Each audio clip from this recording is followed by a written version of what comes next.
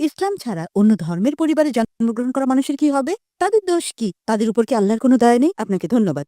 যদি কোনো শিশু অমুসলিম পরিবারে জন্ম নেয়, আল্লাহ কিভাবে তাকে শাস্তি দিতে পারেন? এই কারণে কোনো শিশু অমুসলিম পরিবারে জন্ম নিয়ে বালেগ হওয়ার আগে যদি সে মারা যায়, সে জান্নাতে যাবে ইনশাল্লাহ। কেন? কারণ প্রত্যেক শিশুই তার ইচ্ছাকে আল্লাহর কাছে সমর্পণ করে। সে মুসলিম, তার হিন্দু অথবা খ্রিস্টান যে কোনো নাম হতে পারে, জন, রাম, এতে কোনো সমস্যা নেই। কিন্তু যদি শিশু বলে গণ্য হয়, সে অবস্থায় মারা যায়, তাহলে জান্নাতে যাবে, মুসলিম বা অমুসলিম যে পরিবারেই সে জন্মগ্রহণ করুক না কেন। পরবর্তীতে যখন সে বড় হয়ে ওঠে এবং বালেগ হয়, তখন সে দায়ী হয় তার নিজের কাজের জন্য।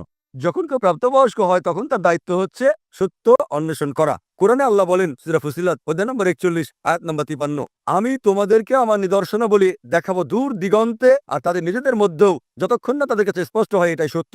যদি কোনো মুসলিম তার কাজ নাও করে, সে ভালো বা মন্দ যায় উদাহরণ দেখ, আল্লাহ প্রত্যেকটা মানুষের অন্তরে উদয় করবেন সত্য সম্পর্কে, এক স্রষ্টা সম্পর্কে। তাই একবার বাণী পৌঁছার পর ওই বাণী গ্রহণ নাও করতে পারে, তখন সে দায়ী হবে। তাই বিচার দিবসে কোনো মানসিক কোনো অমুসলিমে যদি তাকে জাহান্নামে দেওয়া হয়, তবুও সে আল্লাহর বিচার সম্পর্কে আপত্তি করবে না। সে শুধু বলবে দয়া করে ক্ষমা করেন, কিন্তু সেটা হবে না। এই পৃথিবীতে যা আছে, আল্লাহ বলেন সূরা মুলক অধ্যায় নম্বর 67 আয়াত নম্বর 2, এই পৃথিবী আখিরাতের জন্য পরীক্ষা।